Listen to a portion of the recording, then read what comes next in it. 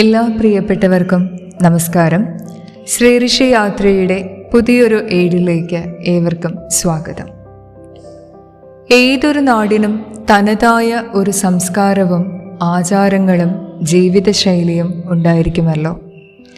ബാലിദ്വീപിലെ പരമ്പരാഗതമായ ജീവിതം മനസ്സിലാക്കുവാനായി ഒരു പുരാതന ഗൃഹം സന്ദർശിക്കുവാനാണ് ഇന്ന് ശ്രീഋഷി യാത്ര പ്ലാൻ ചെയ്തിരിക്കുന്നത്.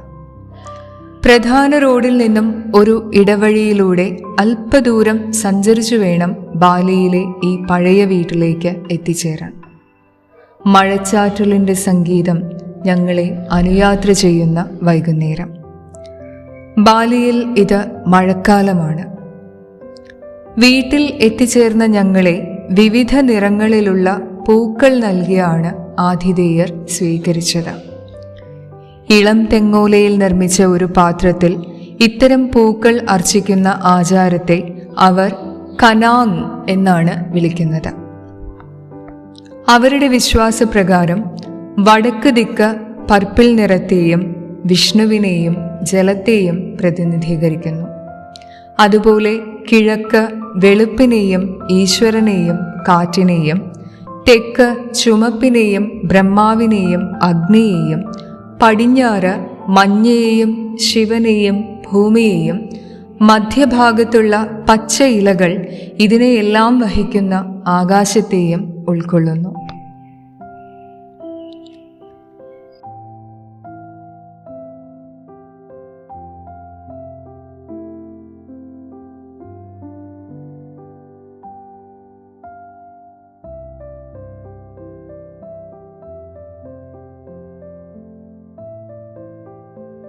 സ്വീകരണത്തിൻ്റെ മറ്റൊരു രീതി ഇവിടുത്തെ ചാരായം പോലെ ലഹരിയുള്ള ഒരു പാനീയം കുടിക്കാനായി നൽകുക എന്നതാണ്.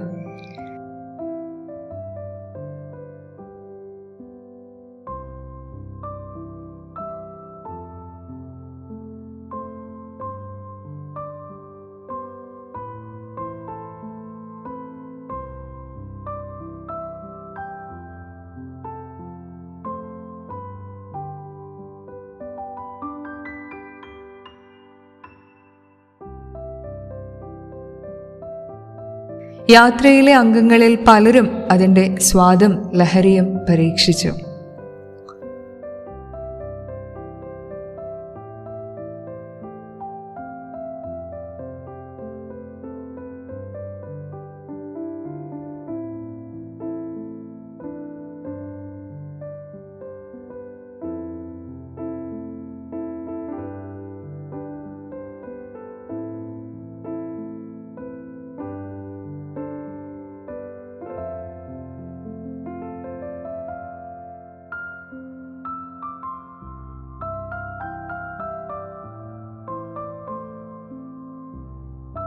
വീടിൻ്റെ മറ്റൊരു വശത്ത് ഒരാൾ ഒരു പരമ്പരാഗത സംഗീത ഉപകരണം മനോഹരമായി ആസ്വദിച്ച് വായിക്കുന്നുണ്ടായിരുന്നു.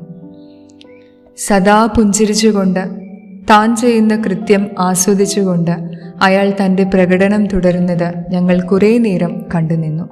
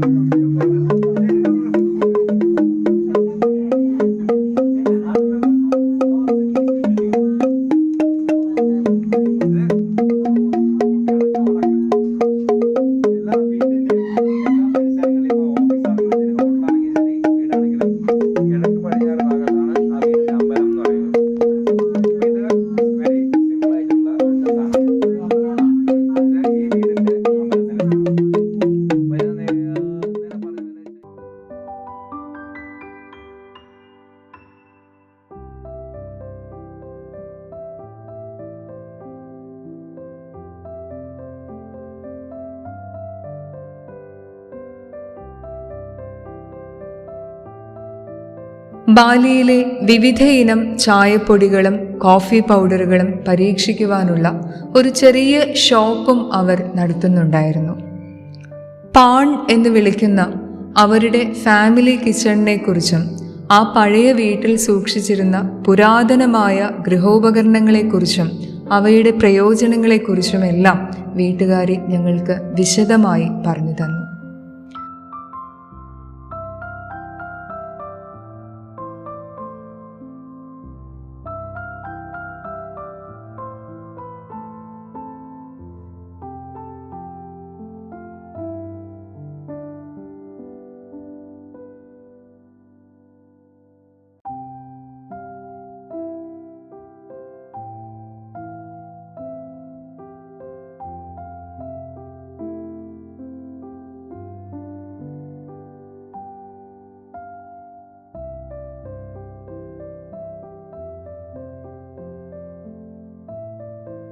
പഴമയുടെ സൗന്ദര്യവും പാടുകളും പേറി നിൽക്കുന്ന ഈ മൺചുമരുകൾക്കും വാതിലുകൾക്കുമെല്ലാം ഓർമ്മയും വാക്കും ലഭിച്ചിരുന്നുവെങ്കിൽ ഏതോ കാലത്ത് ജീവിച്ചിരുന്ന മനുഷ്യരുടെ സ്വപ്നങ്ങളും അവരുടെ പച്ചയായ ജീവിതവും അവ നമുക്ക് പറഞ്ഞു തരുമായിരുന്നു.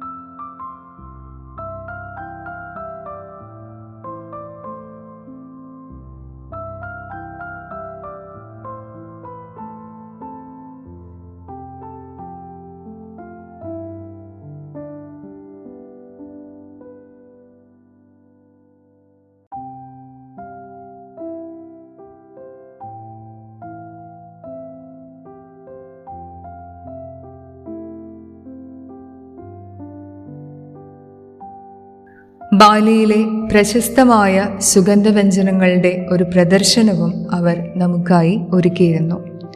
നമ്മുടെ ടൂർ ഓപ്പറേറ്റർ മഹേഷ് അവ വിശദമായി എന്താണെന്ന് നമുക്ക് പറഞ്ഞു തന്നു. ശ്രേയഋഷി യാത്രാംഗങ്ങളിൽ ചിലർ അതിൻ്റെ സാമ്പിളുകൾ വാങ്ങി.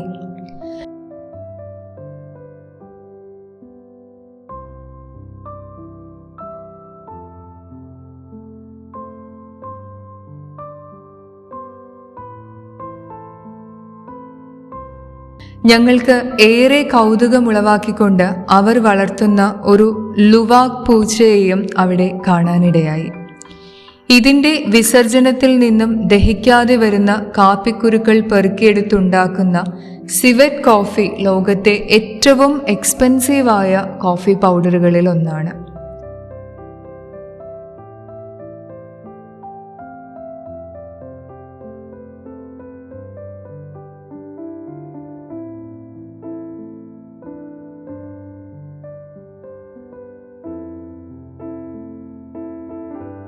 അല്പം പ്രായം ചെന്ന ഒരു സ്ത്രീ ഒരു വിറകടുപ്പിൽ കാപ്പിക്കുരുക്കൾ വറുക്കുന്ന പണിയിൽ വ്യാപൃതയായിരുന്നു.